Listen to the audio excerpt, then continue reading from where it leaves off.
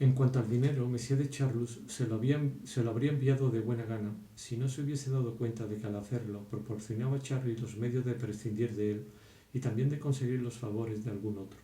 Por eso se negaba, y sus telegramas tenían el tono seco y tajante de su voz. Cuando estaba seguro de su efecto, deseaba que Morel rompiese para siempre con él, porque, convencido de que ocurriría lo contrario, se daba cuenta de todos los inconvenientes que iba a renacer de aquella amistad inevitable. Pero si no llegaba ninguna respuesta de Morel, no dormía, no tenía ni un momento de calma. Tan grande es, en efecto, el número de las cosas que vivimos sin conocerlas y el número de las realidades interiores y profundas que permanecen ocultas para nosotros. Hacía entonces todas las suposiciones posibles sobre aquella enormidad para la que Morel necesitaba 25.000 francos, le daba toda clase de formas, le adjudicaba sucesivamente muchos nombres propios. Creo que en esos momentos Monsieur de Charlus, y aunque en esa época su esnovismo, que iba disminuyendo, ya hubiese sido por lo menos alcanzado, si no superado, por la curiosidad creciente que el varón sentía por el pueblo, debía de recordar con cierta nostalgia los graciosos y multicolores torbellinos de las reuniones mundanas, donde las mujeres y los hombres más fascinantes solo le buscaban por el placer desinteresado que les daba, donde nadie hubiera pensado en pegársela, en, en inventar una cosa espantosa para lo que uno está dispuesto a darse la muerte si no recibe enseguida 25.000 francos. Creo que entonces, y quizá porque seguía siendo, de todos modos, más de Combray que yo, y había injertado la altivez feudal en el orgullo alemán, debía de pensar que no se puede ser impunemente el amante enamorado de un criado, que el pueblo no tiene mucho que ver con la buena sociedad y que, en suma, no tenía confianza en el pueblo como yo siempre la he tenido. La estación siguiente del trenecito, Maineville, me recuerda precisamente un incidente relativo a Morel y a Monsieur de Charlus. Antes de hablar de él, debo decir que la parada de Maineville, cuando se acompañaba a Balbec, a un recién llegado elegante que, para no molestar, prefería no alojarse en la Raspellière, era ocasión de escenas menos penosas que la que voy a contar dentro de un instante.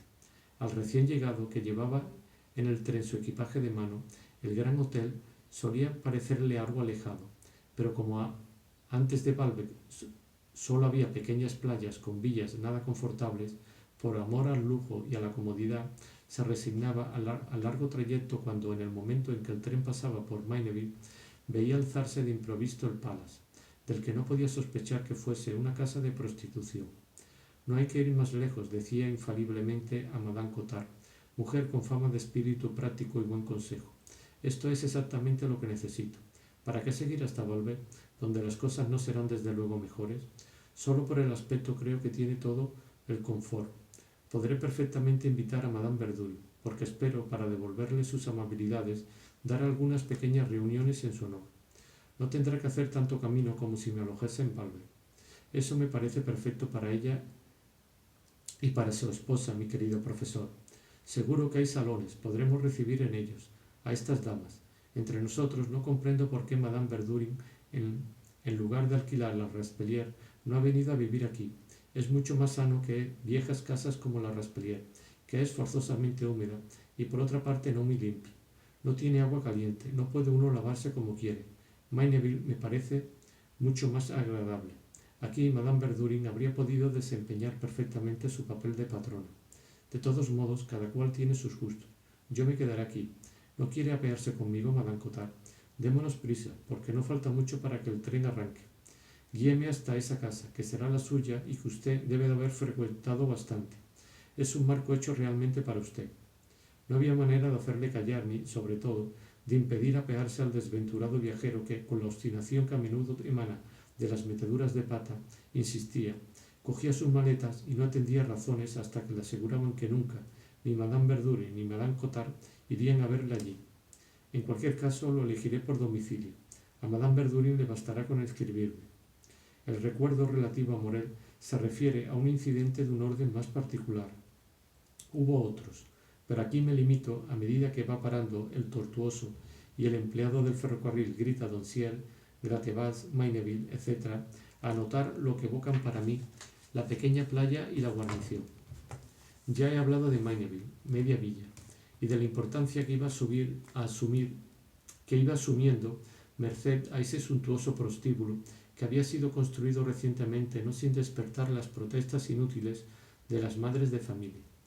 Mas antes de decir por qué tiene Maineville alguna relación con en mi memoria con Morel y Monsieur de Charlus, debo señalar la desproporción, que más tarde habría yo de profundizar, entre la importancia que Morel daba a estar libre ciertas horas y la irrelevancia de las ocupaciones en que aseguraba emplearlas, desproporción igual a las que había en las explicaciones de otro género que daba Monsieur de Charlus.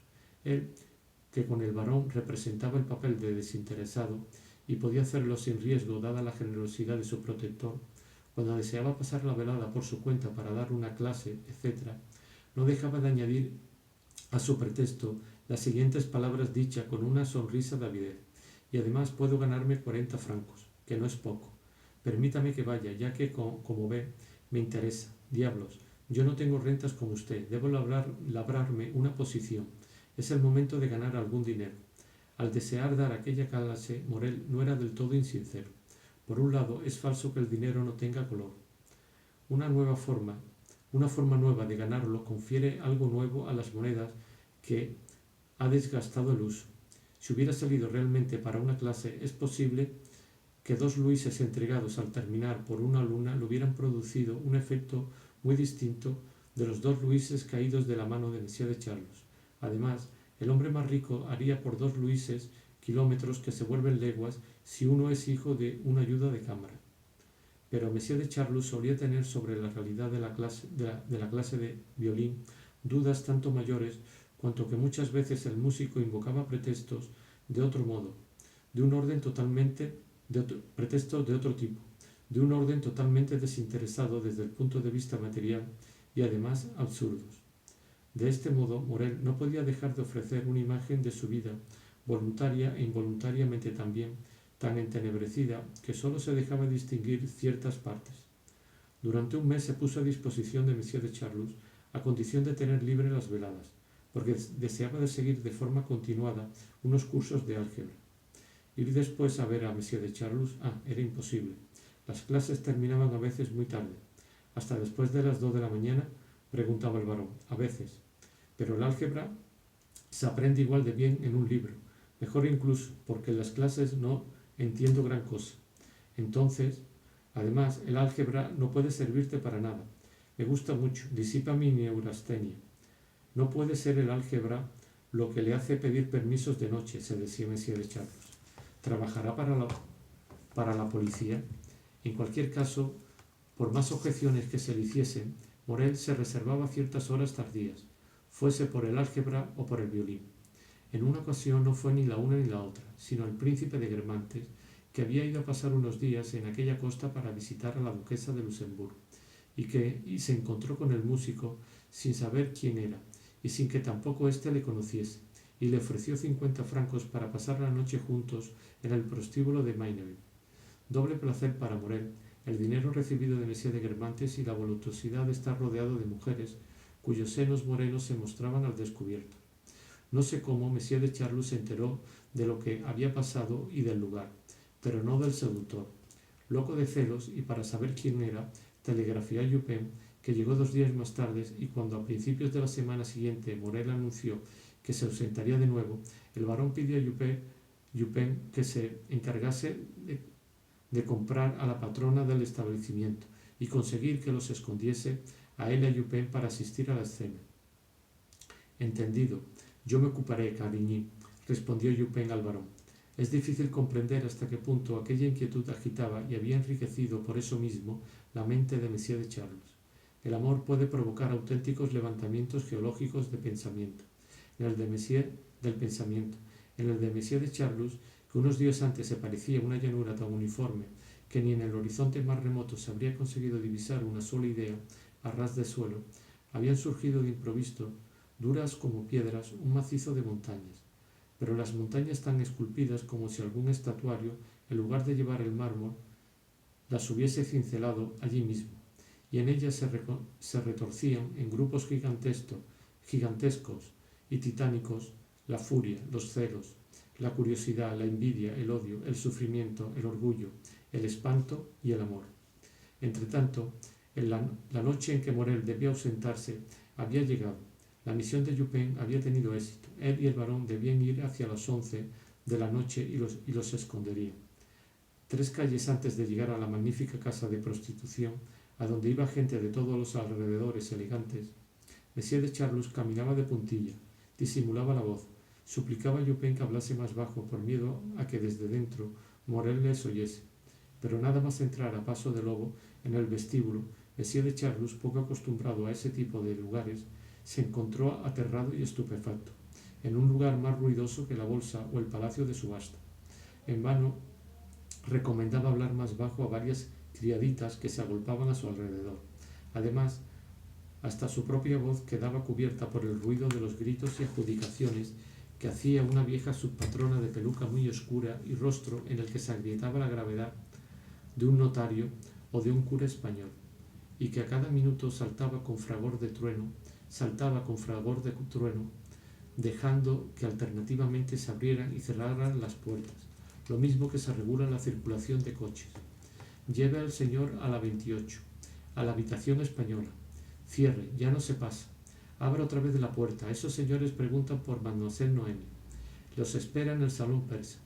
El señor de Charlus estaba asustado como un provinciano que debe cruzar los bulevares, y recurriendo a una comparación infinitamente menos sacrílega que el tema representado en los capiteles del pórtico de la vieja iglesia de Couliville, las voces de las criaditas repetían más bajo sin cansarse la orden de la subpatrona, como esos catecismos que se oyen salmodiar a los alumnos en la sonoridad de una iglesia de pueblo. Por más miedo que tuviese Monsieur de Charlus que la calle temblaba de ser oído, convencido de que Morel estaba en la ventana, no sintió quizá de todos modos tanto terror en medio del rugido de aquellas escaleras inmensas en las que era evidente que desde las habitaciones no había modo de ver nada.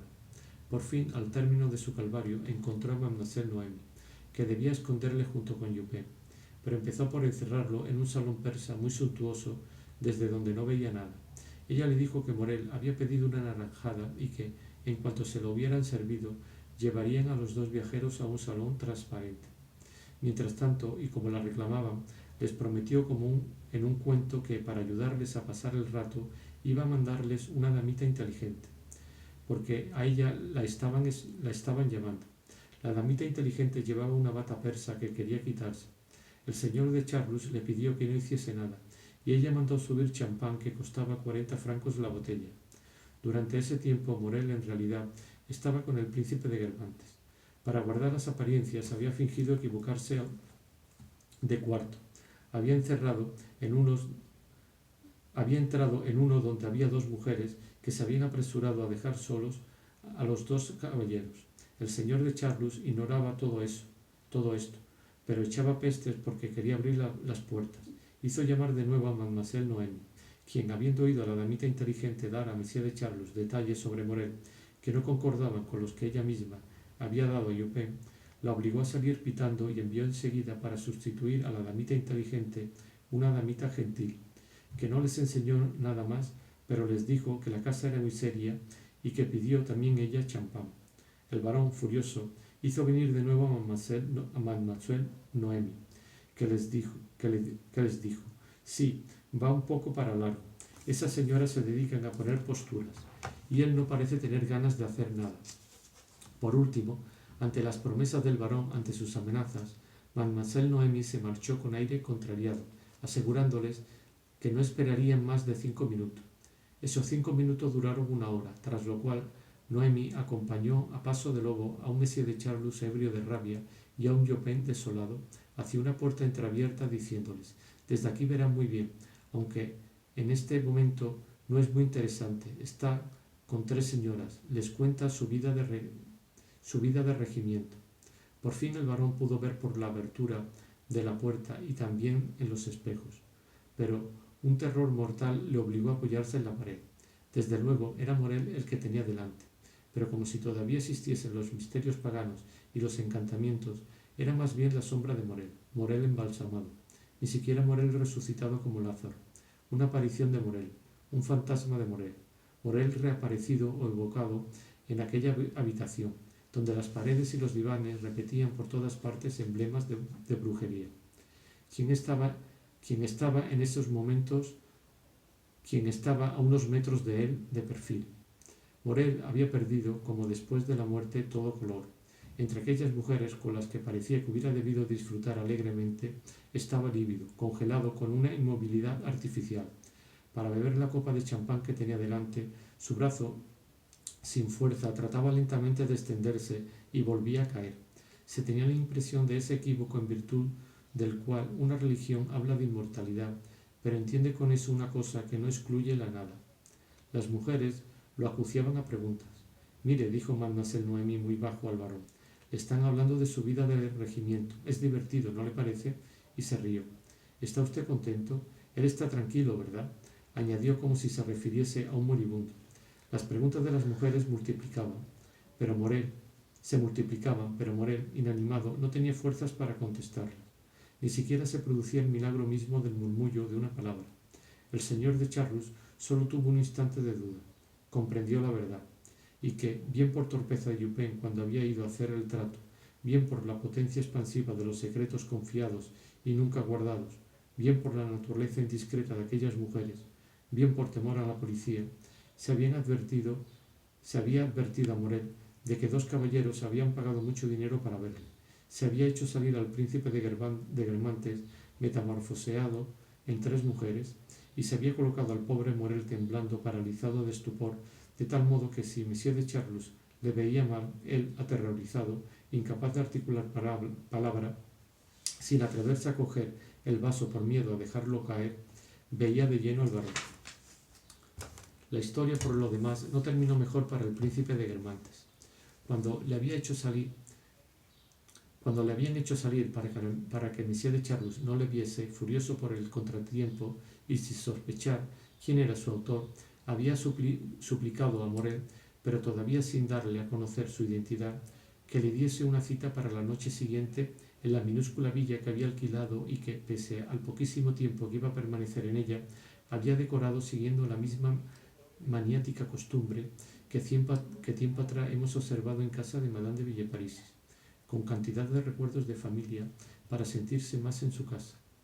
Así pues, al día siguiente, Morel, volviendo la cabeza a cada minuto, temblando ante la idea de verse seguido y espiado por Monsieur de Charlus, y no habiendo observado ningún transeúnte sospechoso, había terminado por entrar en la villa.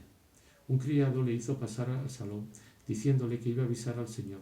Su amo le había recomendado no pronunciar la palabra príncipe por miedo a despertar sospechas. Pero cuando Morel se encontró a solas y quiso mirar en el espejo si su mechón estaba despeinado, fue como una alucinación. Sobre la chimenea, las fotografías, reconocibles para el violinista porque las había visto en casa de Monsieur de Charlus, de la princesa de Guermantes, de la duquesa de Luxemburg, de Madame de Villeparisis, lo petrificaron por lo pronto de espanto. Inmediatamente vio la de Monsieur de Charlus, que estaba un poco retirada. El varón parecía inmovilizar sobre Morel una mirada extraña y fija. Enloquecido de terror, recuperándose de su primer susto y seguro de que se trataba de una trampa en la que Monsieur de Charlus le había hecho caer para poner a prueba su fidelidad, Morel bajó de 4 en 4 los pocos escalones de la villa, echó a correr a toda velocidad por la carretera y, cuando el príncipe de Guermantes, después de haber hecho esperar lo que le pareció necesario a un conocido de paso, pero sin haberse preguntado si aquello era prudente y si el individuo no era peligroso, entró en su salón. No encontró a nadie. Fue inútil que explorase con su criado, por temor a un robo y revólver en mano, toda la casa, que no era grande, los recovecos del jardincillo, el sótano.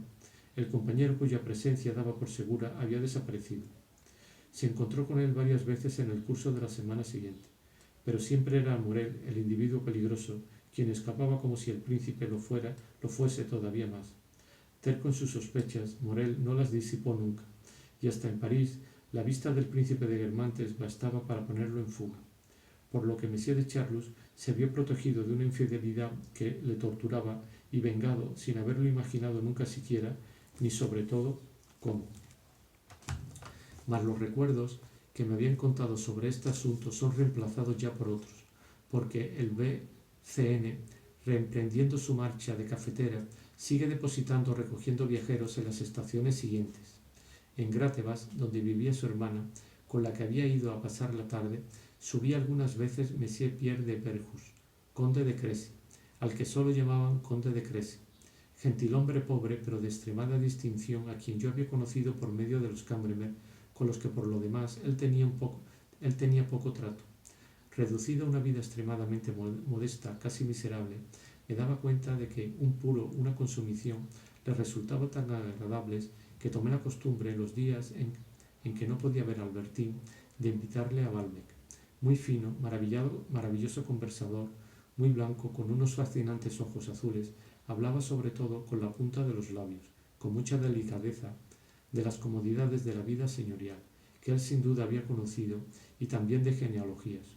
Cuando le pregunté qué estaba grabado en su sortija, me dijo con una sonrisa modesta: es una rama de Verjus, y añadió, saboreando cada palabra: nuestras armas son una rama de Verjus, simbólico, ya que mi apellido Verjus, con tronco y hojas del sinople. Pero creo que se habría sentido decepcionado si en Balbec yo solo le hubiese ofrecido Verjus para beber. Le gustaban los vinos más caros. Seguro que por privación, por conocimiento profundo de aquello de lo que debía privarse, por gusto, quizá también por una inclinación exagerada.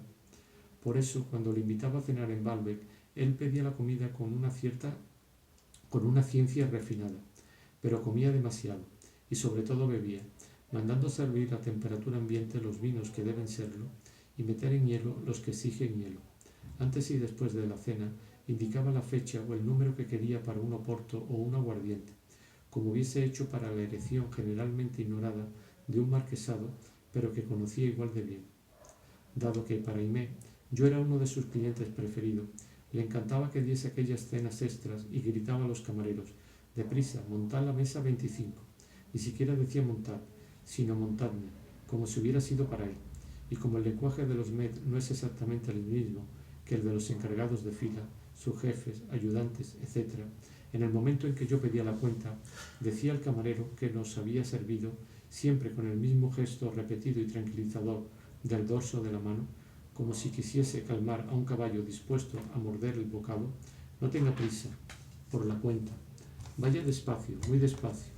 Y en cuanto el camarero se iba provisto de ese memorándum, teniendo que sus recomendaciones no fueran seguidas al pie de la letra, Aimé lo llamaba: espere, yo mismo haré la suma. Y cuando yo le decía que daba lo mismo, tengo por principio que, como se dice vulgarmente, no se debe desplumar al cliente. En cuanto al director, al ver que la ropa de mi invitado era sencilla, siempre la misma y bastante raída, y sin embargo nadie hubiera practicado mejor que él el arte de vestirse de manera fastuosa, como un elegante de Balzac, de haber tenido los medios, se limitaba por mí a inspeccionar de lejos si todo iba bien, y con una mirada a mandar poner una calza debajo de la mesa que cojeaba. No es que no supiese, aunque ocultase sus conocimientos como lavaplatos, poner manos a la obra como cualquier otro, pero se necesitó una circunstancia excepcional para que un día trinchase en persona los pavipollos. Yo había salido, pero supe que lo había hecho con una majestad sacerdotal, rodeado a respetuosa distancia del trinchero por un círculo de camareros que con ello buscaban no tanto aprender como dejarse ver, y ponían cara de admiración beatífica. Por lo demás, vistos por el director, que penetraban con un gesto lento en el flanco de las vitrinas y no apartaba de ellas los ojos poseídos por su alta función como si hubiera tenido que leer algún augurio, no lo fueron en absoluto. El sacrificador ni siquiera se dio cuenta de mi ausencia. Cuando se enteró, quedó desolado. ¿Cómo? ¿No me ha visto trinchar con mis propias manos los pavipollos? Le contesté que, como hasta ese momento no había podido ver Roma, Venecia, Siena, el Prado, el Museo de Dresde, las Indias, a Sara en Fedra, sabía lo que era la resignación y que añadiría su trinchado de pavipollos a mi lista. La comparación con el arte dramático, Sara en Fedra, fue la única que pareció comprender, ya que por mí sabía que los días de grandes representaciones el mayor de los Coquelin había aceptado papeles de debutante, e incluso el de un personaje que no dice más que una palabra o no dice nada.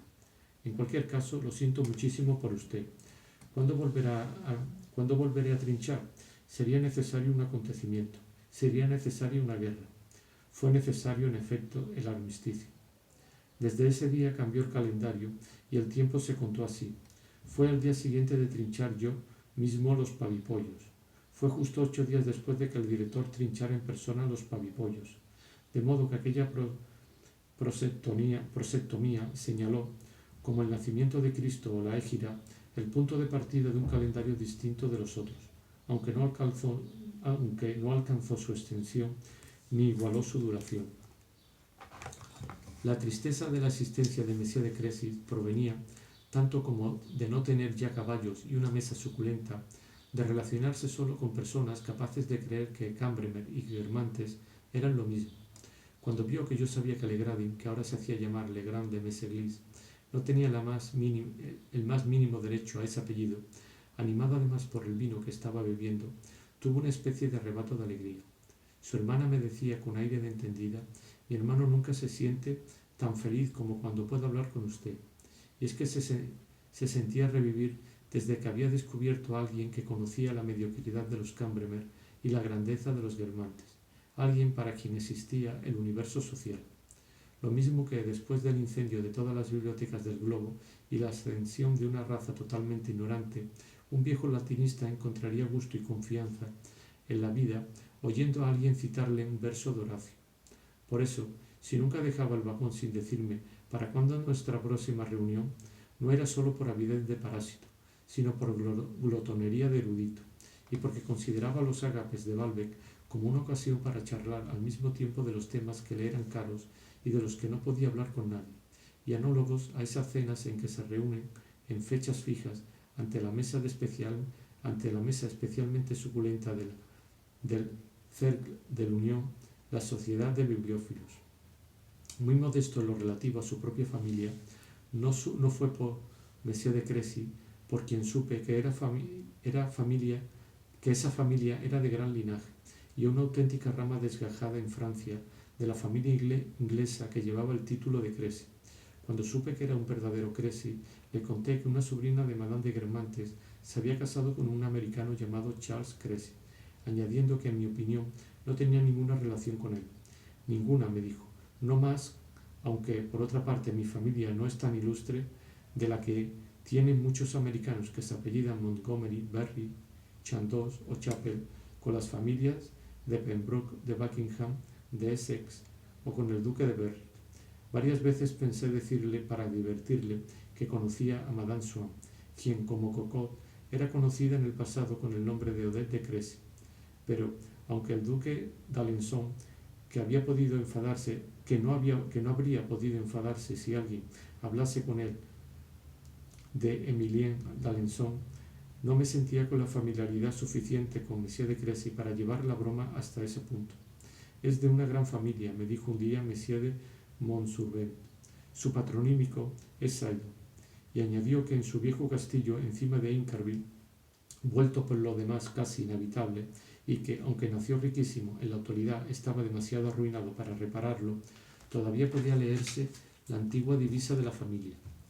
Me pareció muy hermosa esa divisa, tanto si se aplicaba a la impaciencia de una raza de presa anidada en aquella aguilera desde la que debió de echar a volar en otro tiempo, como en la actualidad a la contemplación de la decadencia a la espera de la muerte próxima en aquel refugio dominante y salvaje. Y, en efecto, en ese doble sentido juega con el nombre de Sailor esa divisa que dice «no sé la hora». En Hermonville subía algunas veces Messier de Chevrigny, cuyo nombre, nos dijo Brichot, significaba, como el de Monseñor Cabries, lugar donde se juntan las cabras. Era pariente de los Cambremer, y por eso, y por una falsa apreciación de elegancia, estos le invitaban con frecuencia a Fetern, pero solo cuando no tenía invitados a los que deslumbrar.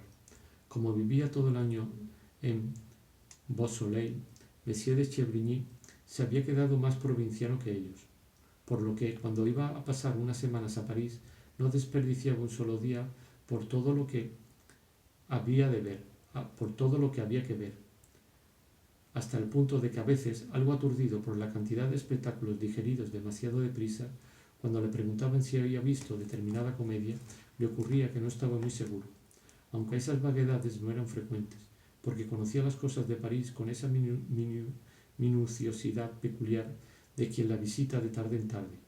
Me aconsejaba las novedades que había que ir a ver. Esto merece la pena, considerándolas exclusivamente desde el punto de vista de la buena velada que hacen pasar, e ignorándolo todo desde el punto de vista estético, hasta el punto de no sospechar que, de hecho, a veces podían constituir una novedad en la historia del arte. Y así, hablando de todo en el mismo plano, nos decía: hemos ido una vez a la ópera comique, pero el espectáculo no es gran cosa. Se titula Pelas et Melisandre. Es insignificante. Perrier siempre está bien, pero es preferible verle en otra cosa. En cambio, en el Gymnase dan la Châtelaine. Hemos vuelto 2 veces, no deje de ir, merece la pena verse, y está interpretado de maravilla. Tienen ustedes a Frevalls, a Marie Magnier, a Barón hijo. Llegaba a citarme nombres de actores que yo nunca había oído pronunciar, y sin anteponerle señor, madame o mademoiselle, como hubiera hecho el duque de Guermantes, quien hablaba en el mismo tono de ceremonioso desprecio de las canciones de Mademoiselle Yvette Gilbert y de las experiencias del señor Charcot. El señor Chervigny no seguía esa usanza, decía Cornalia y de Elie, como hubiera dicho Voltaire o Montesquieu, porque en él, lo mismo tratándose de actores que de cualquier cosa que fuera parisiense, el deseo aristocrático de mostrarse desdeñoso era derrotado por el de parecer familiar que tenía el provinciano. Desde la primera vez que había cenado en la Raspillière, con lo que todavía llamaban en Féterne la joven pareja, aunque el señor y la señora Cambremer no estuviesen ya ni mucho menos en la primera juventud, la vieja marquesa me había escrito una de esas cartas cuya escritura se hubiese reconocido entre miles. Me decía: tráigase a su deliciosa, encantadora, agradable prima. Será un encanto, un placer, errando siempre de un modo tan infalible la progresión esperada por quien recibía su carta, que terminé por cambiar de opinión sobre la naturaleza de aquellos diminuendo por creerlos deliberados y encontrar en ellos la misma depravación del gusto, trasladada al orden mundano, que inducía a Saint-Beuve a romper todas las alianzas de palabras, a alterar cualquier expresión algo habitual. 2 métodos, enseñados sin duda por maestros distintos, se enfrentaban en aquel estilo epistolar. El segundo permitía a Madame de Cambremer redimir la trivialidad de los adjetivos múltiples, empleándolos en gama descendente y evitando así terminar con el acorde perfecto. Yo, en cambio, no me inclinaba a ver en aquellas gradaciones inversas un mayor refinamiento, como cuando eran obra de la marquesa madre, sino torpeza cada vez que eran empleadas por el hijo del marqués o por sus primas. Porque en toda familia, hasta un grado de parentesco bastante lejano y en virtud de una imitación admirativa de tía Celia, la regla de los 3 adjetivos gozaba de gran predicamento, lo mismo que cierta manera entusiasta de recobrar el aliento al hablar, imitación pasada por lo demás a la sangre. Y cuando en la familia una niña pequeña, desde la infancia, se detenía al hablar para tragar saliva, se decía: lo tiene de tía Celia. Se notaba que, más tarde, sus labios no tardarían en sombrearse con un ligero bigote, y se prometía cultivar en ellas las disposiciones que inevitablemente tendría para la música.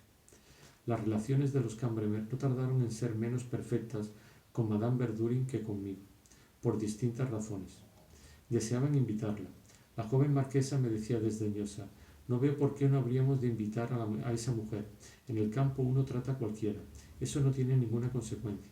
Pero en el fondo, bastante impresionados, no dejaban de consultarme continuamente sobre la forma de realizar su deseada cortesía. Como nos habían invitado a cenar a Albertine y a mí, junto con unos amigos de Saint-Loup, personas elegantes de la región, propietarios del castillo de Gruville, y que representaban algo más que la flor innata normanda que tanto apetecía a Madame Verdurin, aunque aparentase que no le afectaba, aconsejé a los Cambremer que invitasen con ellos a la patrona. Pero los castellanos de Féterne, por temor, hasta tal punto eran tímidos, a descontentar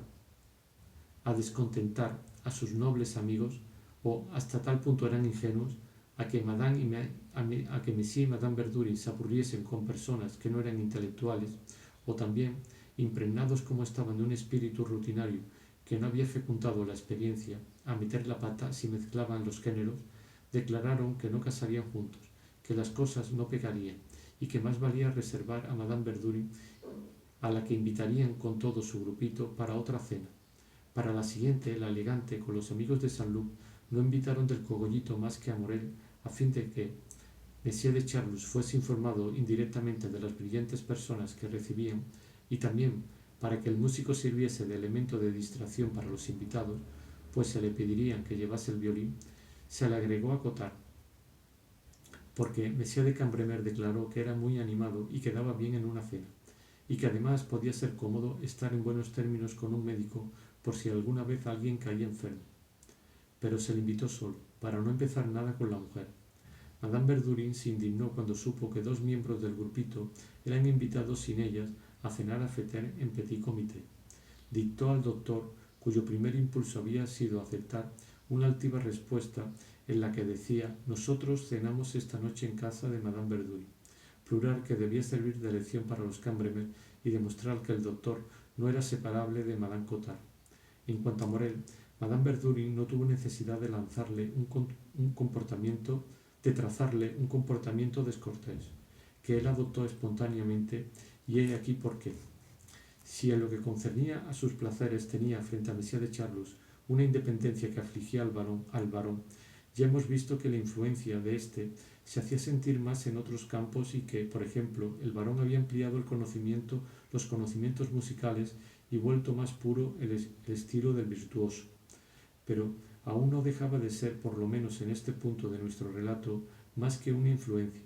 En cambio, había un terreno en lo que Monsieur de Charlus decía era ciegamente creído y puesto en práctica por Morel, ciega y locamente, porque las enseñanzas de Monsieur de Charlus no solo eran falsas, sino que, aunque hubieran sido válidas para un gran señor, aplicadas al pie de la letra por Morel, se volvían burlescas. El terreno en el que Morel se volvía tan crédulo y era tan dócil con su maestro era el terreno mundano. El violinista, que antes de conocer a Monsieur de Charlus no tenía noción alguna del gran mundo, había tomado al pie de la letra el esbozo altivo y sumario que de él le había trazado el varón. Hay cierto número de familias preponderantes, le había dicho Monsieur de Charlus. En primer lugar, los Guermantes, que cuentan con 14 alianzas con la Casa de Francia, cosa que por lo demás es halagüeño sobre todo para la Casa de Francia, pues era a Aldonse de Guermantes y no a Luis el Gordo, su hermano consanguíneo pero menor, a quien habría debido corresponder el trono de Francia. Bajo Luis XIV guardamos luto por la muerte de Monsieur por tener la misma gola que el rey.